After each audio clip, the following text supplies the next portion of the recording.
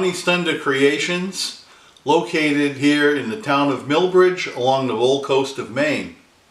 In this video I'll show you how I made and installed the draw fronts for my new miter saw station.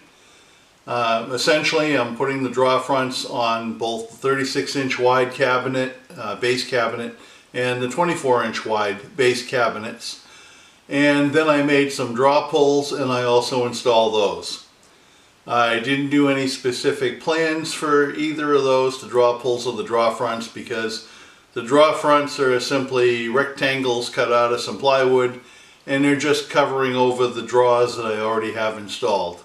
However, there are free plans available for the mobile base that the whole miter saw station is sitting on, and there are free plans for both the 36-inch wide base cabinet and the 24-inch wide base cabinets. And I'm going to include, and also for the draws too, I also did plans for the draws. So there'll be a link in the description below if you'd like to get copies of the plans for all of those things. All of those can be built and used separately, not just in a miter saw station. Or you can put them all together like I did and combine them into a miter saw station. So this completes the base unit of my miter saw station.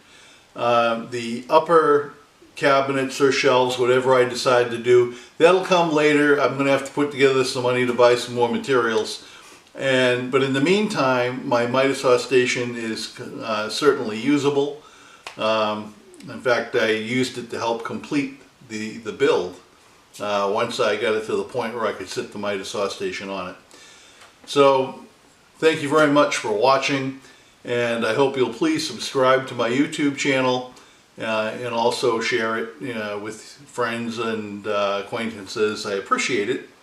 And stay tuned.